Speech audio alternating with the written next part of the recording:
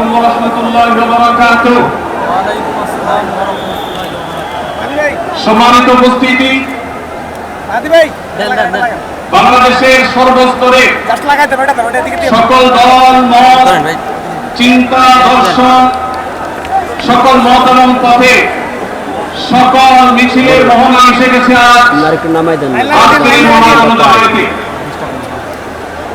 সম্মানিত উপস্থিতি, আপনারা যারা দূর দূরান্তে অবস্থান করছেন, আপনারা প্রত্যেককে আমরা বিনীতভাবে সহনশীল আচরণ করবার জন্য বিনীতভাবে অনুরোধ করছি। অনুগ্রহ করে সবাই শান্ত হন। খুব সামান্য সময়ের মধ্যে পুরো অনুষ্ঠান পরিসমাপ্তির দিকে আমরা যাব ইনশাআল্লাহ। আমরা আপনাদেরকে বিনীতভাবে অনুরোধ করছি, আপনারা আশেপাশে কেউ অসুস্থ হচ্ছে কিনা তাদের দিকে লক্ষ্য করে বাংলাদেশের সকল দল মত চিন্তা দর্শনের মানুষ মাজলুম ফিলিস্তিনি এবং মাজলুম গাজার মানুষের পাশে আছে, সহাবস্থান করছে।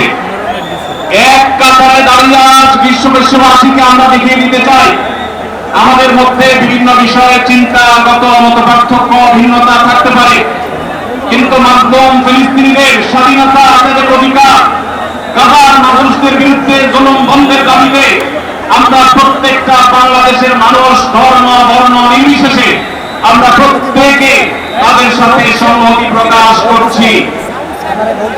সম্মানিত ভাইরা, আমি দূরান্তে অবস্থানরত ভাইদেরকে বিনীতভাবে আরজ করছি, আপনারা আপনাদের আশেপাশে কেউ অসুস্থ হলে তাদেরকে পানি দিন, বসতে দিন, চাপাচাপি ধাক্কাধাক্কি করবেন না। আপনাদেরকে বিনীতভাবে শান্ত হতে অনুরোধ করছি। আমরা এখনই মঞ্চের মেহমানদেরকে ডেকে এনে অনুষ্ঠানের সমাপ্তির দিকে যাব। মঞ্চে ডেকে নিচ্ছি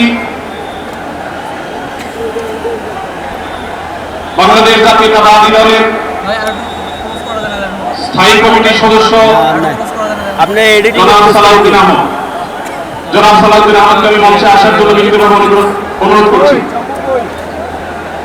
এবার আমি অনুরোধ করছি মঞ্চে আসার জন্য দৈনিক আনন্দের সম্পাদক জনাব মাহমুদুর রহমান। এবার আমি অনুরোধ করছি মঞ্চে আসার জন্য আমাদের ওই বাংলাদেশ জামাত ইসলামীর সেক্রেটারি জেনারেল অধ্যাপক মিয়া গোলাম পরোয়া। এবারে আমি মঞ্চে ডেকে নিচ্ছি ইসলামী আন্দোলন বাংলাদেশের নায়েবে আমির মুফতি ফয়জুল করিম হাফিজাহুল্লাহকে বিনীতভাবে মঞ্চে আসার জন্য অনুরোধ করছি। এবার আমি মঞ্চে আসার জন্য অনুরোধ করছি বাংলাদেশ খেলাফত মজলিসের মাননীয় আমির জনাব মাওলানা মামুনুল হক হাফিজাহুল্লাহকে মঞ্চে আসার জন্য বিনীতভাবে অনুরোধ করছি। জনাব মাহমুদুল হাসান সোহাগকে মঞ্চে আসার জন্য বিনীতভাবে অনুরোধ করছি। জনাব লতিফুল ইসলাম শিবলিকে মঞ্চে আসার জন্য বিনীতভাবে অনুরোধ করছি। প্রফেসর মুখতার আহমদকে মঞ্চে আসার জন্য